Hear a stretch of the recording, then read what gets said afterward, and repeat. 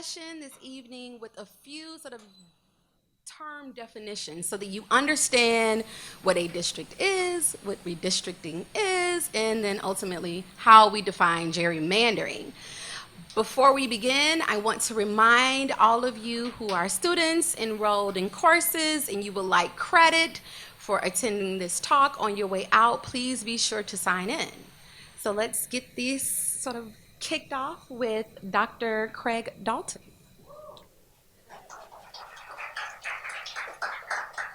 Okay, so this is going to be awkward. Normally I talk loud, so I'll do my best. If you can't hear me, let me know. Before we get into gerrymandering and really into the topics around this election season, we want to talk a little bit about what is a district, what is redistricting, and with that we can begin to lay down some key terms so we can understand the more complex stuff in the next couple of steps. So we'll be talking about what is gerrymandering. We'll be talking about some history with Dr. Sims. I'm Dr. Craig Dalton of the Department of Global Studies and Geography. I teach geographic information systems, which is the big fancy technical way of talking about, don't point the mics at each other, fancy geographic information systems, which is a fancy way of saying I do computer mapping. And specifically, what I'll be doing is I'll be talking about some of the geographic cartographic aspects. Dr. Katrina Sims, who got us kicked off here, is in the Department of History. She'll be talking about some of the historical context of what we're looking at, especially because there are some very important precedents, legal and social, in what we're going to be doing. And Dr. Johanna Franklin in the Department of Mathematics will be talking about how do we know a gerrymander when we see it? How is this actually structured? And maybe there's some useful tests for figuring out how we can resolve some of these issues. So, there we go. What is a district? A district is an area that elects members to a legislative body. So the most prominent one here in the United States is the US House of Representatives in Washington, D.C. Whoops, there we go. I don't know why that's disappearing. It's just saying what I just said. It's an area that elects politicians. And when we're doing that, we want to make sure that we have a cohesive area of some kind. So in the United States, each area is about the same number of people, in the ballpark of 711,000 people on average for a US House district. There's a wide degree of variability there. You know, if you look closely up there, Wyoming has only one district. It's the entire state, and that's because Wyoming only has about 579,000 people. So within a margin of 100,000 or so, that's a pretty wide margin, but that's what we're looking at if you want to equally apportion reasonably in the United States and still in some way follow state boundaries. Give you another set of context. Here in New York, in the New York State Assembly has 150 districts against the 435 in the US Congress. So in Albany, in the New York State Assembly, with 150 districts, that means that you have one politician representing in the ballpark of 128,000 people. You can see, maybe you can pick out your own district on the map up there. I'm in that district, District 14, which is split between the Bronx and northern Queens. So already we can see just how creative the outlines of the boundaries of these districts can get. Okay, so what do we mean by redistricting? Don't know why these keep disappearing, but people move around, right? And when people move, you know, Americans are notoriously footloose. We move on average every 4 or 5 years, very footloose. And because we move around quite a bit, every 10 years, the United States government, it's mandated in the US Constitution, we do a census. We count how many people there are and where we all live. And then based on that, we redraw all of these lines so that we can make sure that there's an approximately same number of people in every single major district, be it state, be it national, et cetera, but it's all based on the United States census. Redistricting is modifying those boundaries so that we can see where, not only can we see where people are, but also that we make sure that those numbers remain approximately the same across all of the districts in the state or all the districts in the United States for the United States House of Representatives. Okay. How does this redistricting work? For this part, I'm going to turn it over to Dr. Franklin, and she's going to run you through a couple of different ways. So if we have a sample, say we have a really dull state like Colorado or Wyoming that's rectangular, when we look at the distribution of people, how do we draw those lines? Thank you, Craig. So what do I have here? Well, let's start with the toy example, because if I try to district a state with a complicated shape, it's going to turn into a giant mess. Let's start with something that we can all understand from moment one. So we have 50 communities, 30 of them are represented by purple stars, 20 by yellow dots. These are our current quote-unquote parties. And we need to create 5 districts of 10 communities each, and we wonder what's a fair way to do this. So right now I'm thinking about this as a mathematical puzzle. How can we arrange these in some sort of fair way? So maybe the first thing to think of is, well, we've got a ratio of 3 to 2, purple to yellow. Maybe we want each district to have that same ratio inside. Can we do that? Well, yes, absolutely. We just draw a lot of vertical lines, and now we have 5 groups of 10, 5 identical districts. You'll notice the purple wins every single one of them 6 to 4. So now we have to ask, is this really the outcome we wanted? Each district is a microcosm of the state, but that doesn't mean that the end result is fair, because the distribution of the votes doesn't reflect the distribution of the actual population. It makes it look like it's unanimously purple, and it isn't. So could we get a 3 to 2 purple to yellow district ratio? Well, instead of those vertical lines, let's have some horizontal ones. So what have I done now? 5 districts, 10 communities in each. Purple wins 3 of them, yellow wins 2 of them. Congratulations, now we have a vote distribution that matches the population's distribution. But I might look at this and say, this doesn't seem to be quite reasonable, because if you look, laser pointer, if you look here, none of these stars shares a district with more than 2 of their neighbors, right? You're not in a district with more than 2 people that are close to you. So, and at the end, you're only in a district with 1 of your neighbors. And that seems a little bit strange. Maybe the problem is that these districts that I've drawn, they're not very compact. So could we do that and still maintain this 3 to 2 ratio? Yes, we can. So how did we do it? Well, I'm going to say that the edge 4 columns on each side, it looks kind of like Vermont and New Hampshire to me, right? You've got Vermont on the left, New Hampshire on the right, and in each of the things here that looks like Vermont, well, purple's winning 8 to 2. In each of the things that look like New Hampshire, well, yellow is winning 6 to 4, and then in that central vertical one, yellow's also winning, purple's winning 6 to 4. So now we have more compact shapes, right? We've got each dot is more likely to be touching more of its neighbors in the same district. This somehow feels better to me than those very long, thin ones we talked about before. But now we have to ask, and here's where the notion of gerrymandering comes in. Suppose the yellow party gets to redistrict. Is it possible to draw the lines so the yellows win? There are fewer of them, but could we do it? Well, if you've ever had a class with me, you know that I'm not asking this question unless the answer is yes. So here we go, the dreaded gerrymander. So now what have I done? I've got 2 shapes that are coming down like so, upside down U's on each side. And in each of those, Well, purple wins that 9-1. So now we have those two districts going for purple. But on the bottom, we've got these shapes that look like upside down T's, and yellow takes each one of those 6-4. And yellow takes the tuning fork-shaped one in the middle, also 6-4.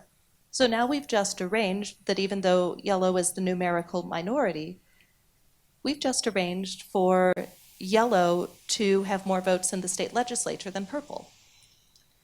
So I won't say anything is possible if you're clever and devious enough, but a lot of things are.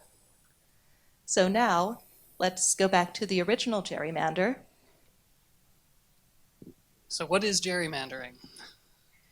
Gerrymandering is manipulating those boundaries for the benefit of a political party or a group of people of some definition. And why do we call it gerrymandering? It's actually because of this political cartoon. There was a Massachusetts politician in the early 19th century. Actually, his name was Gerry. And he managed to draw for himself a district that made sure that he got reelected. And by a lot of the Boston's papers taking a look at this and saying, you just redrew this district to make sure that you would get reelected in the next campaign, even though you may have gotten unpopular here in Roxford and Rowley in the middle. So you built your way around it and made sure your constituency would support you. Okay. Why is it a gerrymander? Because someone decided to make fun of him for it and draw a dragon-looking thing that looks like a salamander, a gerrymander. We call it gerrymandering. The guy's name was Gary, but that's the way things shook out. Okay, so why do people gerrymander? There are a variety of motives. Certainly when you look abroad, there are some other motives that we're not going to cover here today. But broadly speaking, in the United States, people gerrymander for some combination of three reasons. The first one is partisan gerrymanders. So that's support, I redraw the lines to favor my party, or you redraw the lines to favor your party. Racial gerrymandering, which is the intentional gerrymandering out or dilution of power of racial minority groups, and incumbent gerrymandering. In this case, incumbent gerrymandering is really where we started with Gary. It's a particular politician having the lines redrawn to make sure that they get to stay in their seat. Regardless of political party affiliation, it's about making sure that I or you as the politician stay there, regardless of what that does to the overall voting majority in the state or in the US House.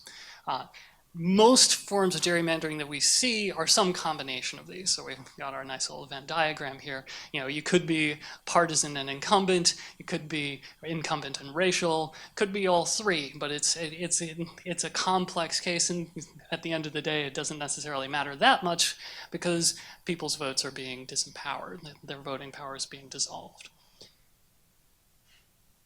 Okay, so contextualize this a little bit more. I'm going to turn this over to Dr. Sims. Hello again. Can you hear me? Hello again. Oh, I'm sorry. My voice, I project. While Elbridge Gerry is sort of responsible for the official origin story of what it is to gerrymander, I would not be doing my due diligence if I, as a historian of record for today, did not point out that the official first example of gerrymandering actually occurred during the colonial period.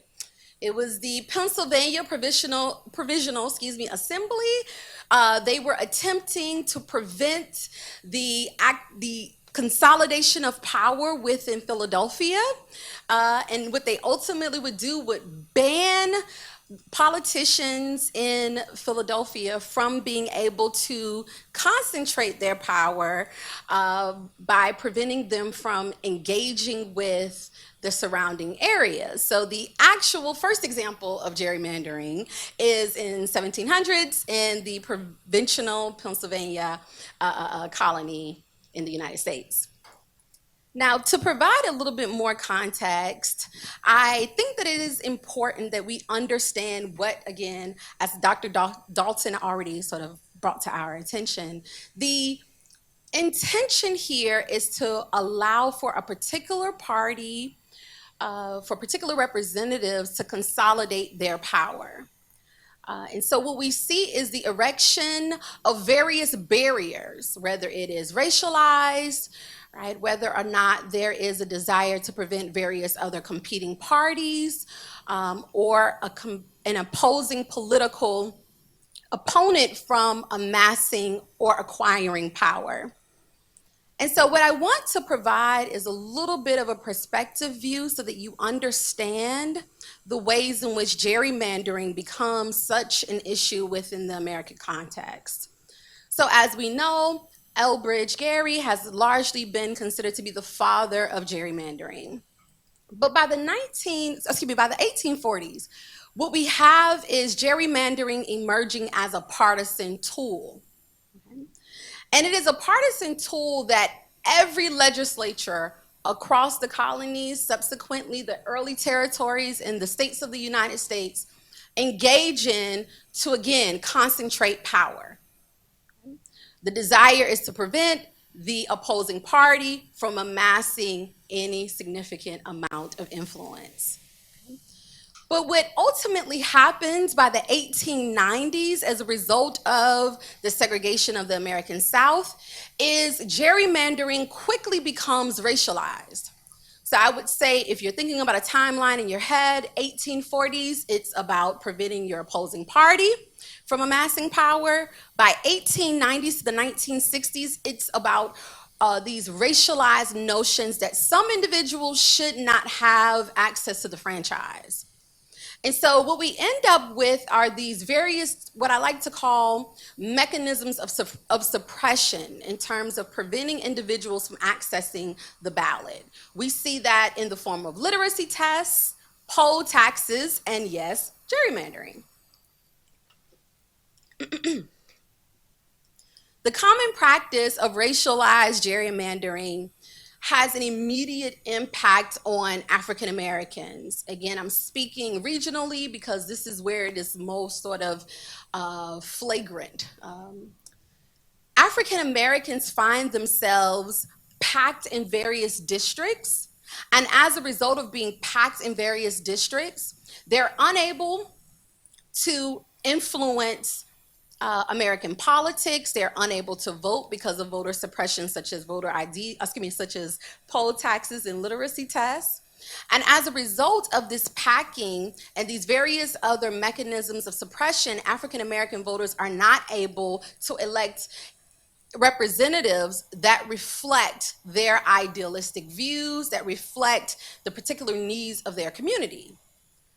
And so what we see is in places like Mississippi, where African Americans are 27% of the population, they have zero representation. In places like Alabama, where African Americans are 35% of the population, they have zero representation from the 1890s well through the 1960s. And so what many Americans begin to do is look to the Supreme Court to begin to address these issues because state legislatures are invested in, again, consolidating power and using these various modes of suppression, such as literacy tests, poll taxes, and the redistricting or the manipulation of districts with gerrymandering. And so in 1962, in 1962, there is a desire by the Supreme Court to provide maybe a little bit of a foundation, right? That would allow some of these minority groups that find themselves without access to the franchise, that find their votes sort of invalidated, or they find themselves disenfranchised. With some language, they can begin to sort of demand for fuller access to the vote. And so in 1962, what we see is there is a one man, one vote clause that is introduced. But this idea that there should be one person, one vote, without a system or without a process whereby we begin to deal with these suppression mechanisms, African Americans find themselves still disenfranchised. Finally, in 1965, we have the Voting Rights Act. The Voting Rights Act is noteworthy because it made unconstitutional the literacy tests and the poll taxes.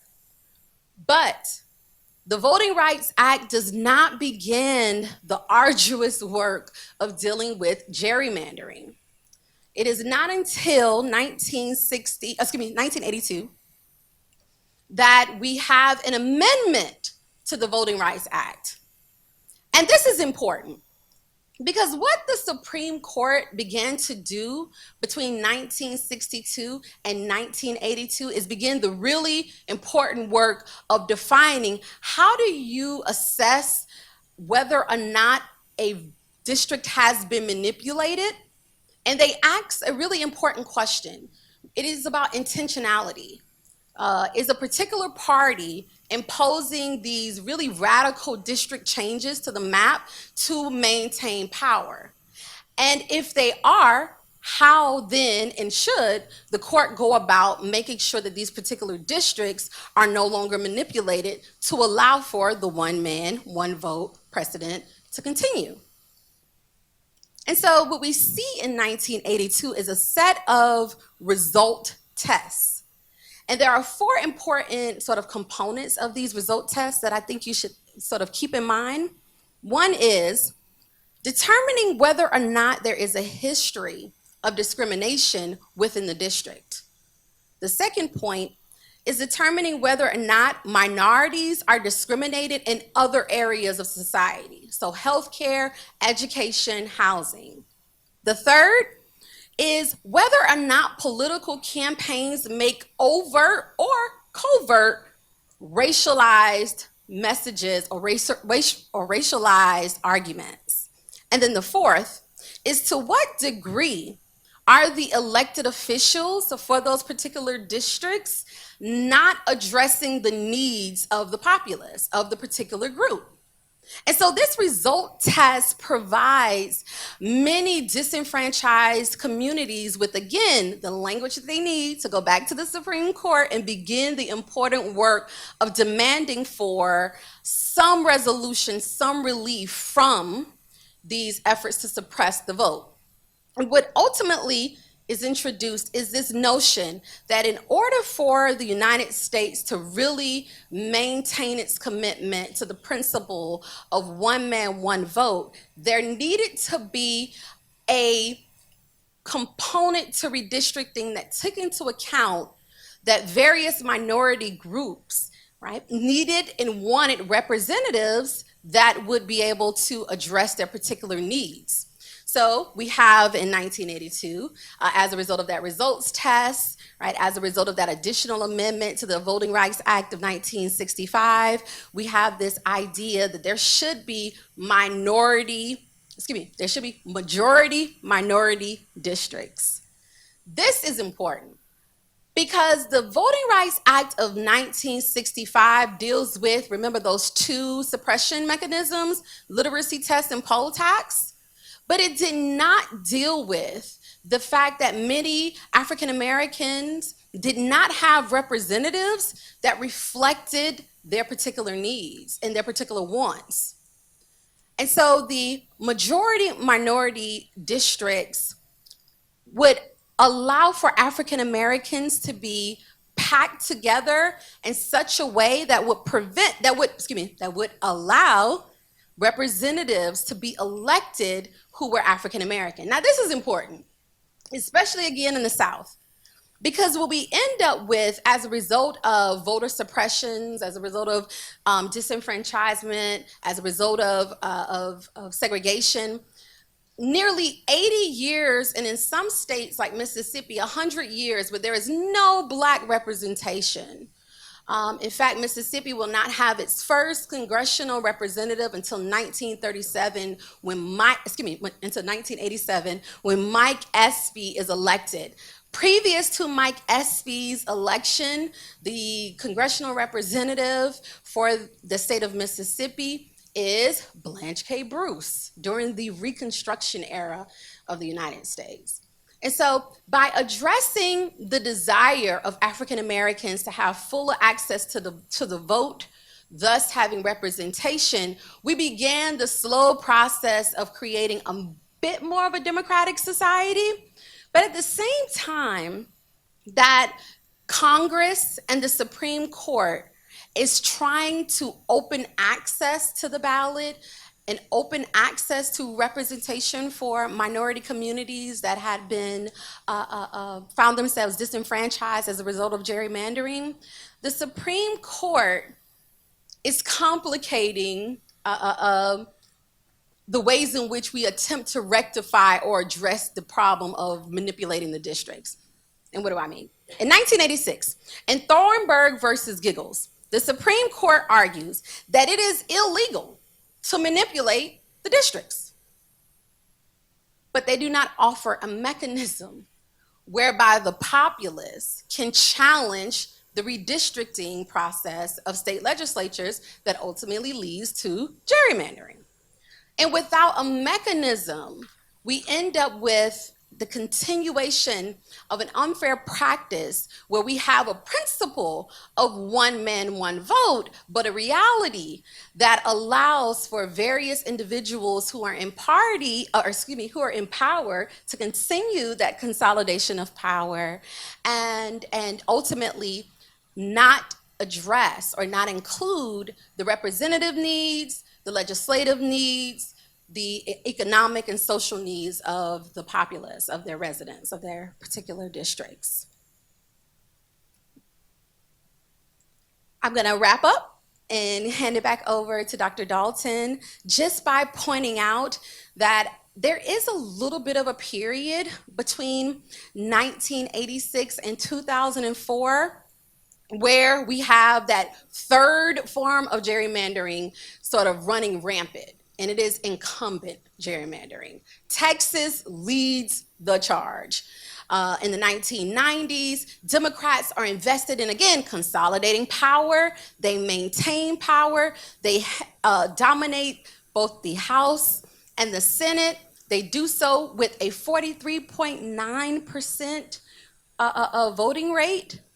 And it is in 2004 when Governor Rick Perry ascends and decides that he will consolidate power, that we ultimately end up with some really sort of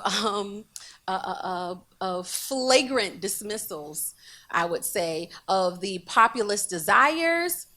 And we end up with a situation where Rick Perry will ultimately send out state troopers to rally up Democrats, force them back to Texas from places as far as Oklahoma to create a quorum, and he ultimately begins the process again of consolidating his power, making sure that his particular party maintained influence. So if you think again in terms of a timeline, okay, you think from 1700s till about the mid 1840s, it is overwhelmingly partisan.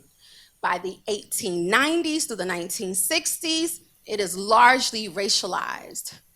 From the 1980s to current day, it is probably a mixture of race incumbent as well as partisan gerrymandering, but overwhelmingly incumbent gerrymandering, I would argue. And so in 2004, we find ourselves at a bit of a crossroads as a society, trying to address the issue of redistricting in the United States. The Supreme Court unwilling for nearly 15 years to weigh into the conversation about how to address gerrymandering. And Vieth versus Jubler, the court will rule that political gerrymandering was not unconstitutional. They would go so far as to say that partisan gerrymandering was non-judiciable. I think I said that correctly.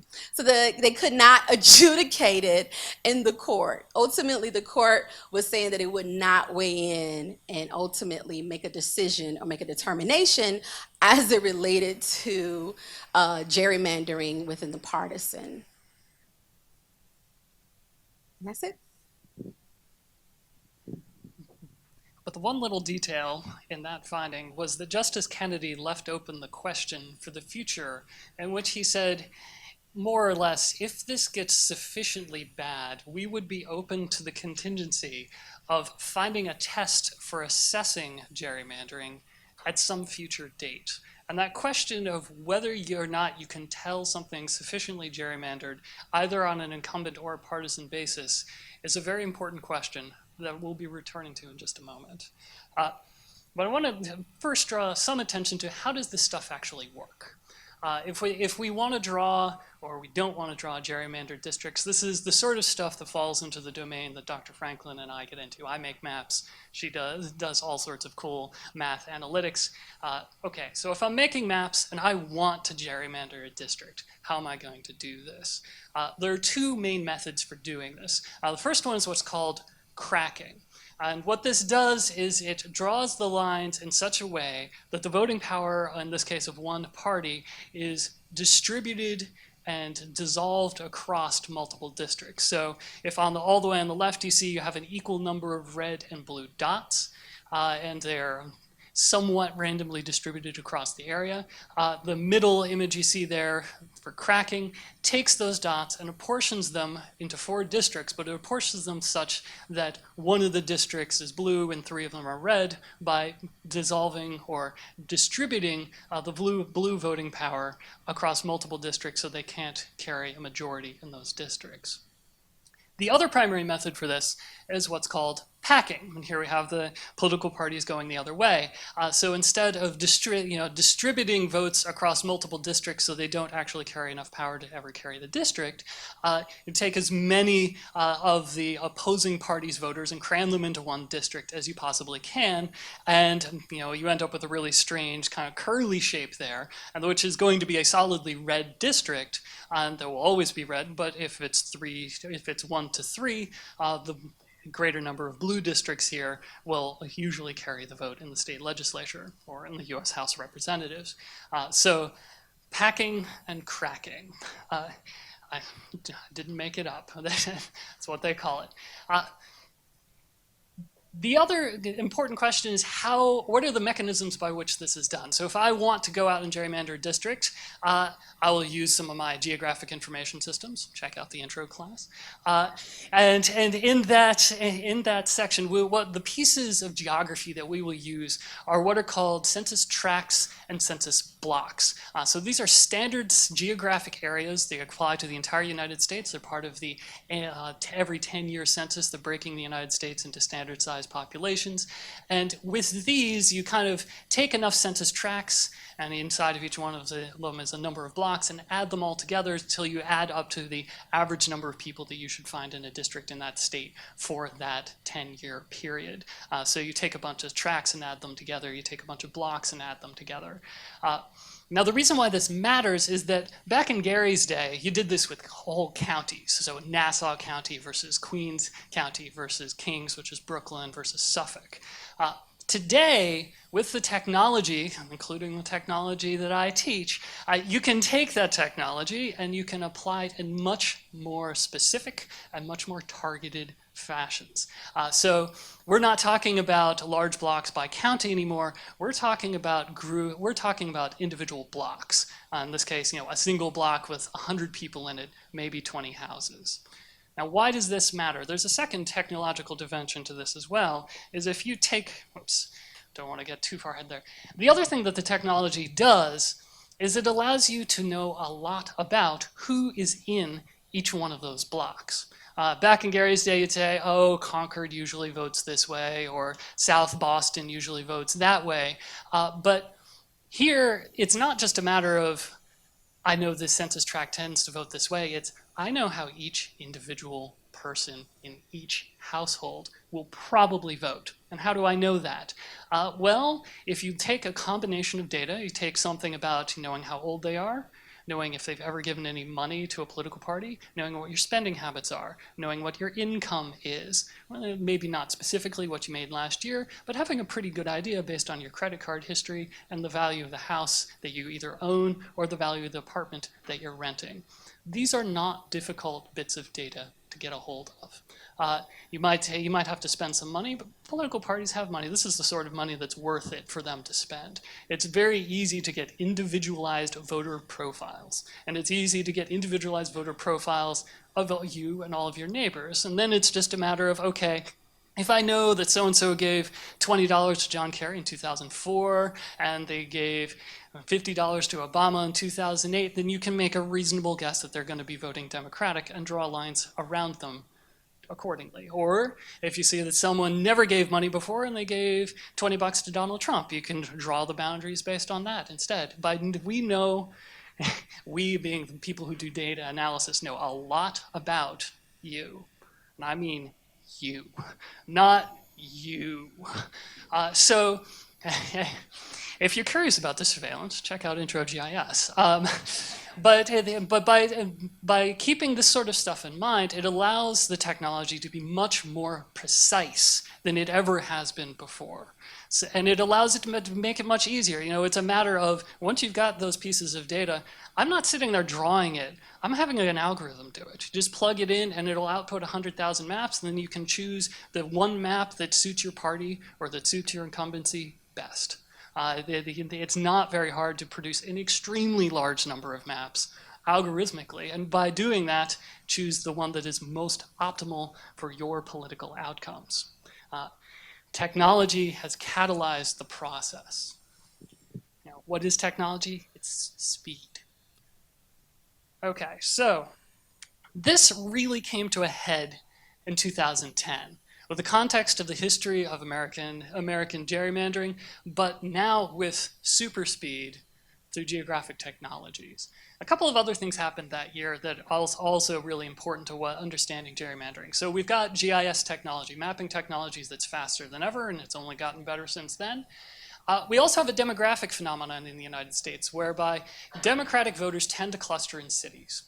And because Democratic voters tend to cluster in cities, that means that to a certain extent there is a natural geographic bias against them, because by having greater concentrations of Democratic voters in cities, they are more concentrated in their votes there. So my area of Queens is a D+29 district, which means that all other things equal in a perfectly divided election, you would expect a Democrat to win in that district by 29 points. That's a very, very democratic district. The town where I grew up in central Pennsylvania is an R+12 district. So all other things equal, you would expect a Republican to win there by 12 points. You know, if this was a national election, that would be an incredible landslide. But you know, these are the vagaries of the distribution of where you tend to find voters. So Democrats concentrated in cities, and that to a certain extent leads to a little natural disadvantage to them, but it also makes it really easy for those of us who were to work with the algorithms to gerrymander that. It's very easy to draw boundaries around more concentrated groups of voters. Another thing happened in 2010 is the census happened in 2010. It happens every 10 years, and it happens in years that end in 0. So in 2010, we did the count. We started to set up for the next round of redistricting, which would take effect in the 2012 elections, and it would be the boundary lines in most cases up until the 2020 election. So the boundary lines that we have today, in general, were drawn in 2012, based on the 2010 census. And then the last thing that made this kind of the perfect storm for redistricting was that one party won a landslide election in the elections of 2010. Republicans won a very large majority in multiple states, you know, as opposition parties tend to. You know, Obama was elected 2 years before. American politics tends to swing in the opposite direction of the president's party in the first midterm election. And so in this case, the Republicans had a wave election. The consequence of that was that you've got fast technology, you've got a concentration of one party's voters in cities. You've got a brand new census and the opportunity to redraw these lines, and you have the motivation to do so because the opposite party from the concentration of groups in cities just won a huge election, which means that all of those state legislatures that are controlled by Republicans are going to draw boundary lines to favor their own party and to favor their own incumbency, because they want to make sure that they stay in power and they want to make sure that they keep their seats, both partisan and incumbent gerrymandering. Well, some of it redistricting, some of it gerrymandering. We'll see what those look like. I'd say here are some of the very best cases for gerrymandering. Up on the top there, you see the state of North Carolina. North Carolina, that is the map that was created for the 2012 election. It's currently in litigation, but it's one of the more extreme ones you'll see out there. In this case, first thing you have to understand is that North Carolina is not the deep red South. North Carolina is almost perfectly divided 50-50 between Republicans and Democrats. And it's not the reputation of the South, but that when you look at the actual data, that's about what it looks like. Now, that doesn't mean that one party deserves something or something else, but when you look at the registration and turnout, that tends to be the way that it shakes out. So in a wave election, like you had in 2010, you see very predominantly red in the state legislature. Also, the Democrats had a corruption scandal that year, so it was an especially large wave in North Carolina. Now, when they redrew the lines, as you can see over there on the right, though it's almost 50-50, you can end up with a statistical circumstance where Republicans have 10 districts and Democrats have 3. The other thing that shook out and it meant was that in the 2012 election, Republicans actually lost the popular vote, but still won a majority of the seats. So it had that gerrymandering example that Dr. Franklin ended her section with, whereby you can have a minority of votes electing a majority of politicians to the state legislature. Wisconsin's another example of this, also in litigation. And here again, it wasn't just a minority of votes turning into a majority, it was a minority of votes turning into a supermajority, 61%, which under the Wisconsin state constitution allows you to do more than you did if you have a voting majority of 59% of the legislature. And I want to make absolutely clear, this is not all about Republicans. State of Maryland. Maryland was gerrymandered by the Democrats. And what the Democrats did there was they redrew the lines so that in the congressional delegation going to Washington, 1 of the 8 was Republican. Again, drawing some very creative lines springing out of Baltimore and some of the suburbs around DC. So it is both parties going about doing this, but it's easier than it's ever been before. And then what we're going to do about that is a difficult question. All right. So why does this matter? Clearly we think it matters. We put together this panel. But it does lead to some fundamental questions about political geography and political representation. The first one is, we live in a representative democracy, or republic, depends on how you want to describe it, but ultimately we are voting to elect politicians, or as Lincoln said, a government of, for, and by the people. If you have a circumstance where the politicians are redrawing the lines and choosing the constituents, is that truly a democratic process? That's a difficult political philosophy question, but it's not the kind of direction that we tend to associate with a representative democracy. There's also a very practical problem when you talk about manipulating redistricting, and that's when you have highly gerrymandered districts, it tends to make politicians more extreme. I mean, the town where I come in Pennsylvania, politician there is pretty extreme. The district I live in now, that's Alexandria Ocasio-Cortez. It's part of the Democratic Socialist wing of the party. They're pretty far out there on the wings in both places.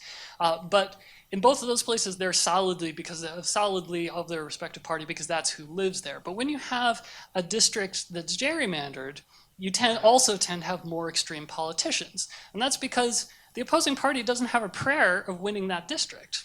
And if they can't win that district, if you're the politician, the threat to you is not from the opposing party anymore. It's for someone from your own party who's more extreme than you are.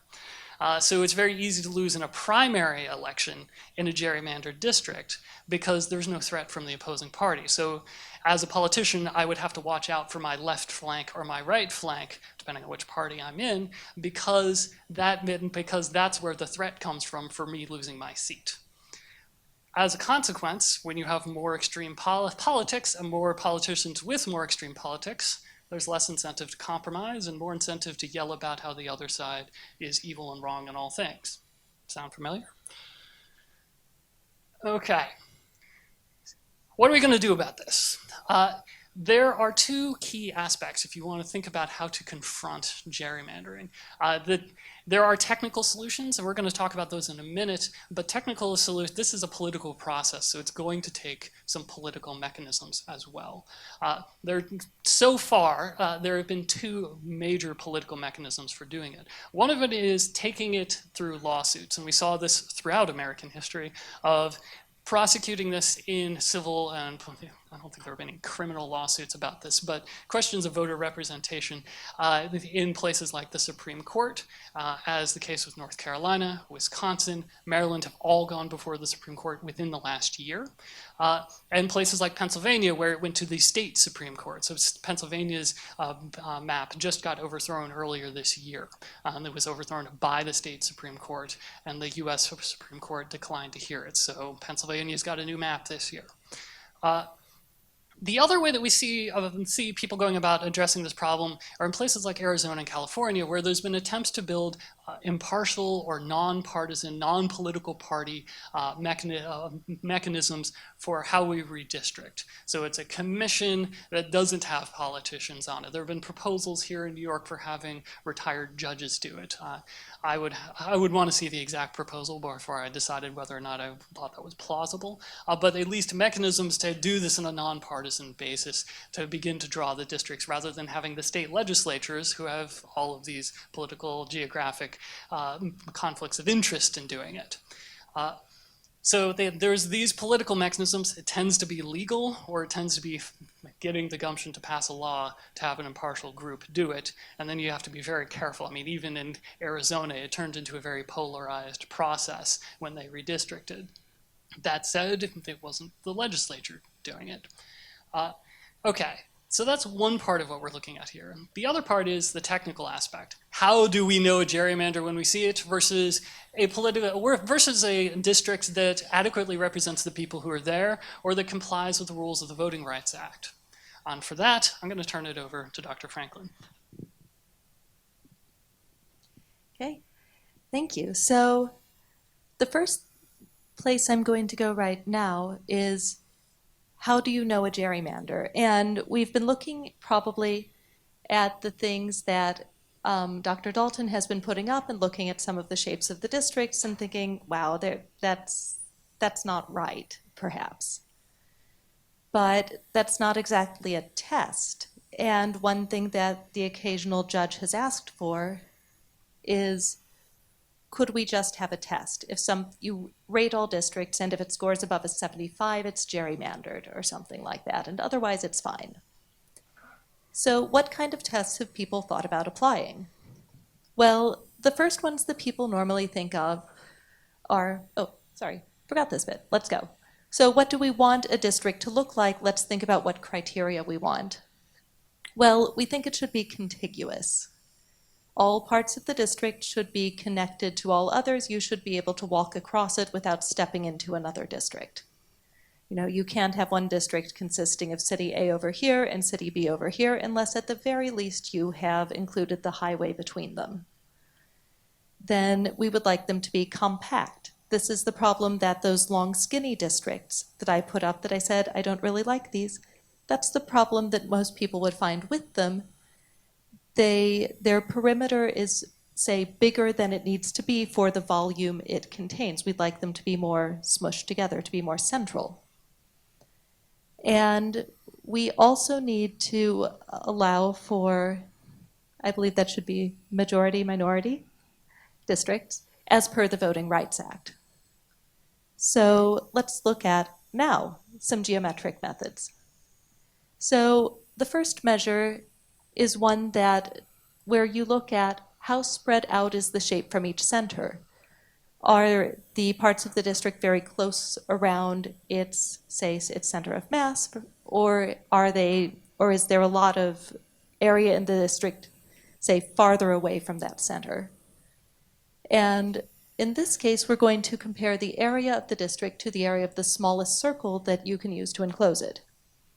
Because we kind of have this idea that a circle is the most compact you could get. It has the smallest perimeter for the area it contains. A circle is our ideal. Obviously, you can't have districts of all circles because you can't pack them perfectly. but it's kind of what we would hope for in a very perfect world. So we can maybe see that this one over here on the right looks pretty good.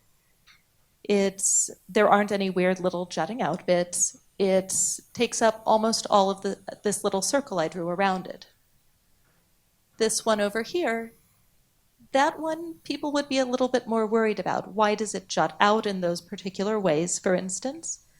And we could use this measure to say, well, it doesn't take up very much of this circle that I have used to contain it, but I couldn't get a smaller circle around it just because of the way it's configured.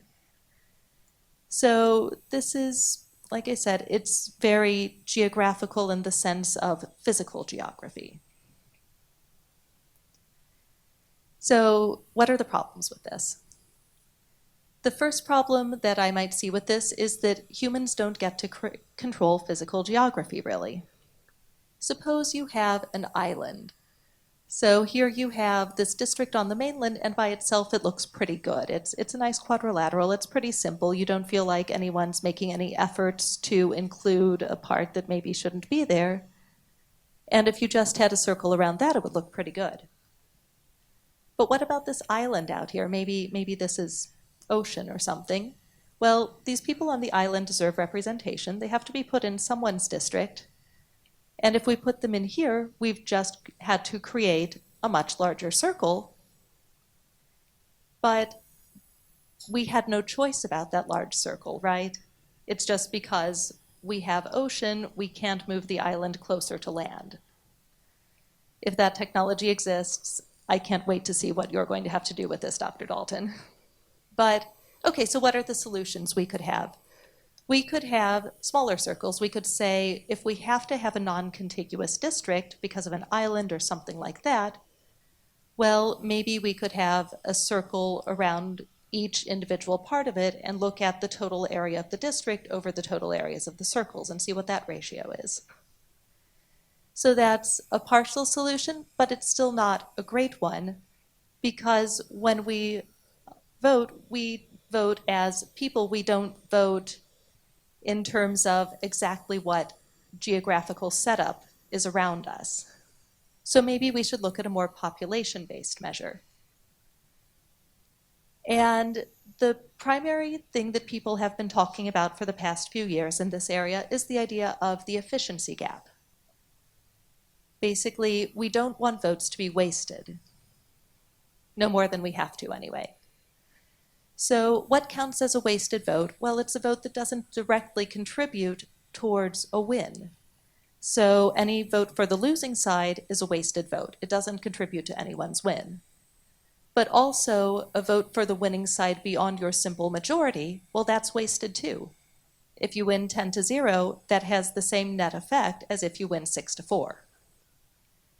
So some votes are going to be wasted because someone's going to be on the losing side. There are going to be districts where you get more votes than you strictly need to win. So what we really hope for is essentially that each political party wastes about the same number of votes. Like there aren't more, in my example, there aren't more star wasted votes than there are dot wasted votes. So the efficiency gap is just defined to be the difference of the wasted votes in each of the two parties over the total number of votes there are, because of course 8 wasted votes out of 100 sounds very different than 8 wasted votes out of 1,000. We need to think about the baseline. So let's go back to those fun examples I put up, because we can actually calculate the wasted votes really easily, and we can see if the wasted votes calculate something we could actually see about the maps, if it fits our intuitions. And if it fits our intuitions, maybe this is a really good thing to consider. So, first one, the one where purple won every single district. Well, purple didn't waste any votes here. Purple always gets no more votes than they needed to take the 10 for the district. They have 6. That's the smallest majority you can get and still win. Every single yellow vote is wasted though, right? So you've got 20 wasted yellow votes, no wasted purple votes, and now we have a 40% efficiency gap in purple's favor. Because all of these wasted yellow votes, they're not balanced by any purple votes that get wasted. Every purple vote counts towards a win. Well, what about the next one?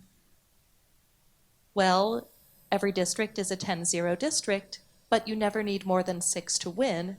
So 4 of those votes in every district are wasted. You need 6 people for a majority. 4 of those 10 are useless. So in every district, you've got the same 4 wasted votes, the ones that went towards your supermajority. 12 of the purple votes are wasted, only 8 of the yellow ones are. So now we have an efficiency gap of 4 over 50.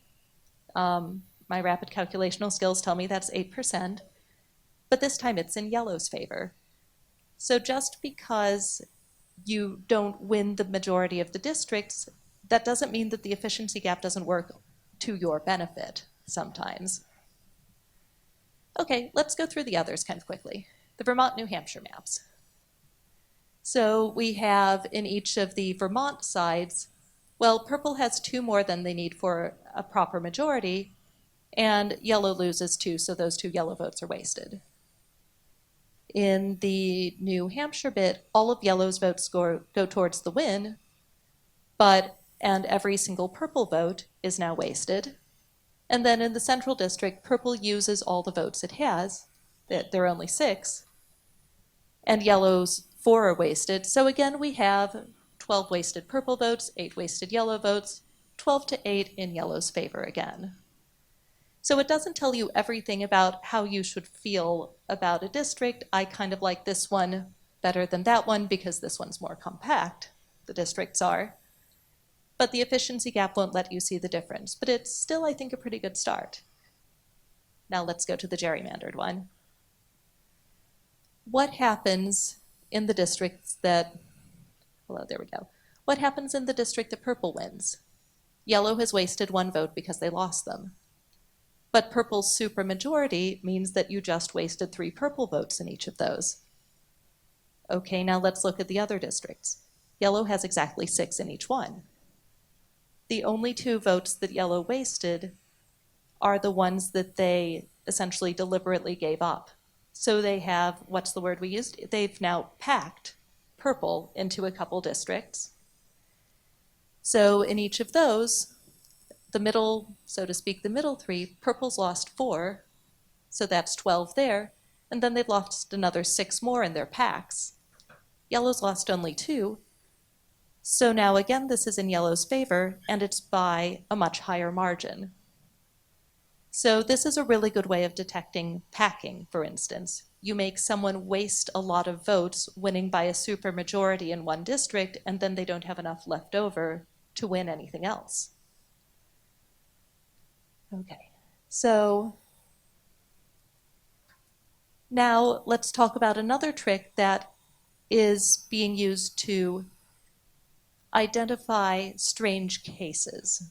So one of the key questions when you have a lawsuit about gerrymandering is, could you give me some evidence that we get an unusual result here? And one of the methods that's being used is outlier analysis. And here, what you do is you mass generate thousands, maybe even millions, but let's just go with thousands right now, of theoretically possible districting plans, and you say, well, how often does the result you're worried about, how often does that happen in terms of all of these theoretical plans? How unusual would it be if we were just working at random? So this is up right now in the lawsuits in North Carolina. Dr. Dalton mentioned this, 3 Democratic seats and 10 Republican seats out of 13, obviously. So one Duke professor, Dr. Jonathan Mattingly, decided to ask, how unusual is that distribution? And what he found is that when he generated 24,000 redistrictings using the computer, and there were basic rules, 13 districts, and they had to be reasonably compact, they all had to be contiguous, you had to respect majority-minority districts. All of those redistrictings he found, over half the time, Democrats won exactly 5 seats. And I was having a hard time reading the table to get a precise number, but I'm pretty sure when I looked at this paper I'm pretty sure that over 90% of the time in those theoretical maps, Democrats would win 4 to 6 seats, somewhere in that range. So what does this suggest? It suggests that if we had generated the actual map that exists with a 3-10 split, that suggests that that would be a very rare kind of map to get, because it shows a result that we just don't actually get very often. Okay. I'm hitting 7:30. Can I have another 5 minutes? Good. No one's arguing. Okay. So these are some of the methods that are used to try to identify districts as gerrymandered, identify states as unfairly districted. Okay, great. We can identify the unfair ones. How can we do better? What algorithm could we use to district? I've got two. One I think doesn't work so well, but another one seems really promising and cool. So, and yes, welcome to the math department. Algorithms are cool. I might even say one is cute in a little bit. So the first one I've got, algorithm 1, this is purely mechanical. It requires no human input. And the idea is that, say, in this case, we want 3 districts. And you're going to just draw a line down the state. Oops, sorry, that's so much for the teaser. You draw a line down the state until you have a third of the population above the line. Congratulations, you've got a third of the population, and now you have a district. Then you do it again until you get another third of the population. Congratulations, now you have 2 districts, and you've got a third of the population below the last one. Okay, this can not take political parties into account. It cannot take incumbents into account. It cannot take racial issues into account. It also will be unfair. Why will it be unfair? We're not going to respect the Voting Rights Act. And you'll notice that I tried to illustrate this with my charming little pseudo-Wyoming here. What this line did was this population group is intact. But this line splits 2 other population groups, and maybe we need to respect and keep them together. So maybe I've just inadvertently cracked these groups. So I personally feel that any actual algorithm we come up with that requires no human input, it's not going to be humanly fair. It can't be. It doesn't understand human fairness. So the next algorithm I really like, because it reminds me of the sort of thing that you do with small children to make them agree that at least no one's been hard done by. So suppose you have, say, a pile of candy you have to divide between 2 kids. Well, you could just go through and hand 1 to each kid until the piles are done and keep the spare for the end for yourself, right, if there is an odd number. But what you're going to do, then, someone's going to complain, oh, he got the Snickers, I didn't get a Snickers. So what you could do is you could have 1 child divided into 2 piles. And then the other child gets to pick which pile they want. This is essentially exactly what this algorithm does. So say we're doing North Carolina. We want to redistrict it. We have 13 districts. We're given that we need 13. So maybe we give one party the chance to draw their own map. And then party 2 gets to look at it and say, you drew 13 districts. I'm going to pick this district you drew, and I'm going to say that one should stay on the map. And then they erase all the other lines, and now they have 12 districts left to decide. Party 2 then gets to draw their own ideas of where the boundaries should be. And then party number 1 gets to go back in and say, oh, I like that one of the 12, I'm keeping it. And then they erase all the lines and draw their own map for the remaining 11, and they just keep going back and forth like this. It's kind of like you choose a candy, I choose candy, but with somewhat higher stakes. And when you get to the end, well, congratulations, you now have a districting, and everyone's had a reasonable amount of input into it. And you can actually prove that neither party is going to end up with an unfair advantage, and that neither party is going to be able to pack into a district against the opposing party's wishes. You can do this mathematically. I should say this was developed by a CMU professor named Wesley Pegden, just to give credit where credit's due. But this seems to, in my personal view, be a nice balance between something algorithmic and something very human. So it's probably better than a lot of what we have now. How good is it? I'm not sure. I'll say that in a case like Maine with 2 electoral districts, this is rubbish, right? Because the first person to district, well, if you have to freeze one, now you know exactly what the other one is. But something like North Carolina, New York, with a lot of congressional districts, it could work pretty well. Okay.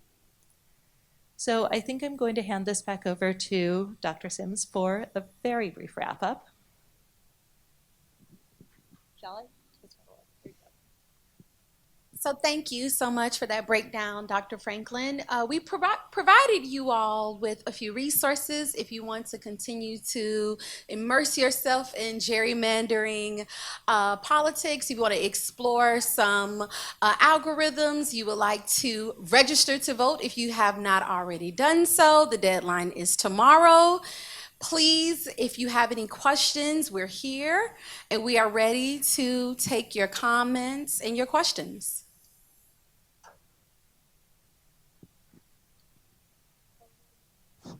Can we have you go to the middle aisle and ask your questions, only because we're filming and we want to make sure everyone gets in.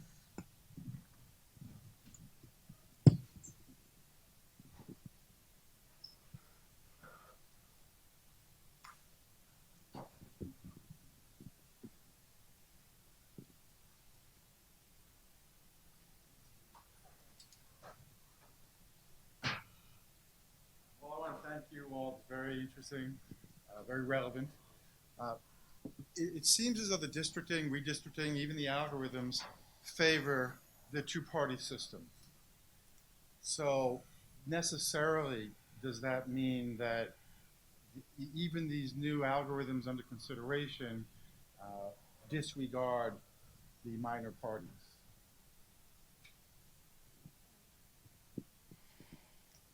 Certainly the algorithm I showed at the end does, because it relies on a certain form of turn-taking, and as long as you have two major political parties, that works very well. But if you have two very big political parties and one small one, I think it would be a little bit hard for people to accept the idea that it would be a one-third, one-third, one-third split on the number of times everyone got to draw the districts.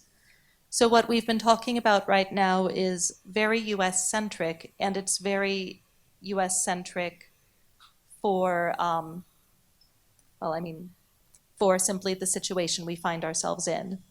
There's a possibility that that algorithm could be adapted to multiple parties. I think if you have, say, 3 parties with relatively equivalent shares of the vote, something like that could still work very well. I think it would be a very hard sell if you had, say, a 45-45-10 split in the population.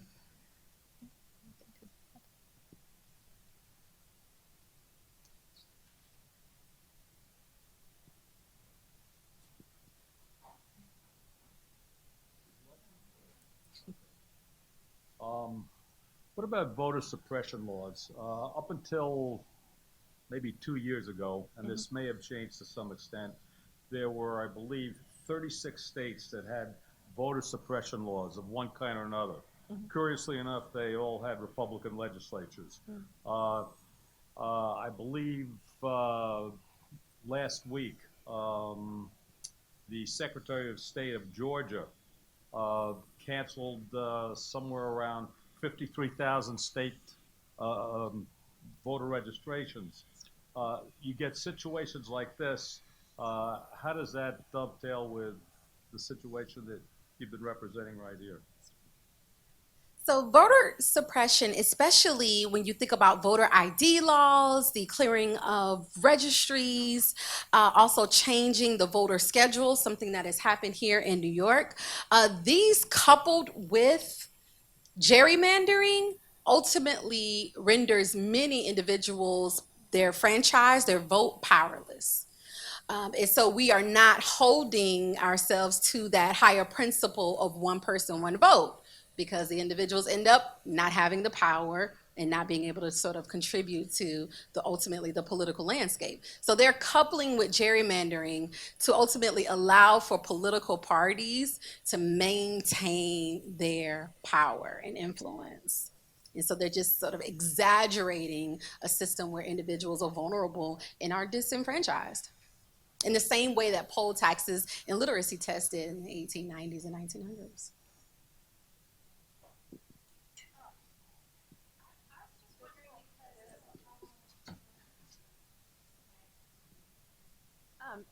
I just read something that recently happened in North Dakota, like last night, that they're limiting voters in North Dakota based on you have to have a physical home address as opposed to a P.O. box, which most Native Americans who live, or indigenous population who live on reservations, only have P.O. boxes by government law, I think.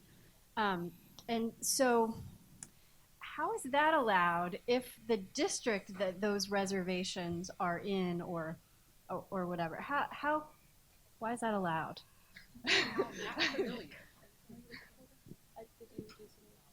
Okay. Okay. Are they relevant?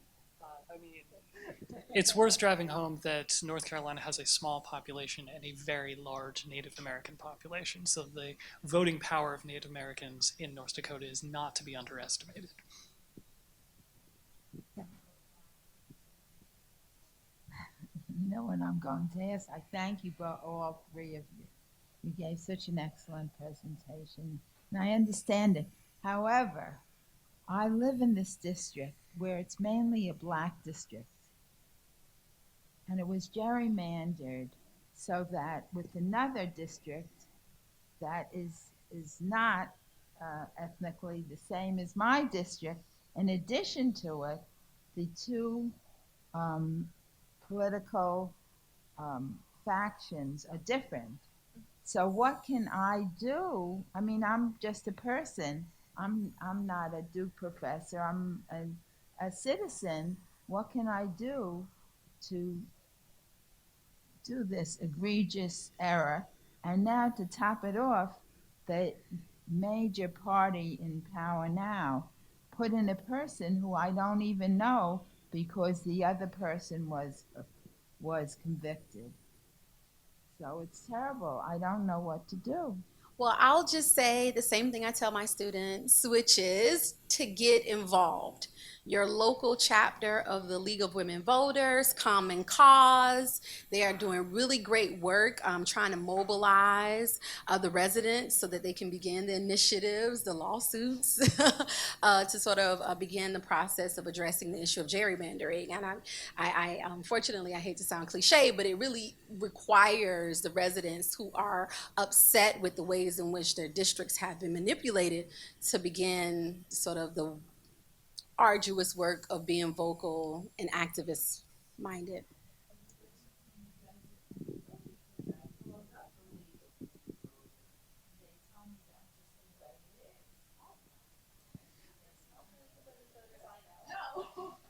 I mean, ironically, given the topic here, the other thing you can do is vote and advocate for parties that are looking to modify this situation. There have been discussions in New York recently, but in the last couple of years, about impartial voter commissions and redistricting in the state of New York.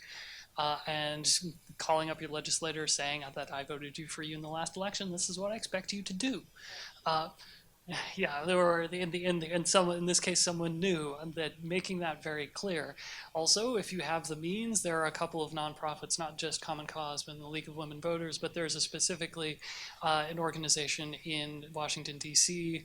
It's run by a bunch of lawyers that has litigated many of the gerrymandering cases that have come before the Supreme Court in the last few years. The name is eluding me at the moment, but they were the ones who brought Wisconsin, maybe the Fair Elections Network. They were the ones who brought Wisconsin, North Carolina, Maryland, all before the Supreme Court within the last year. They also were involved with the case in Pennsylvania. and either giving them money or giving them a call and saying, maybe I have a case for you guys.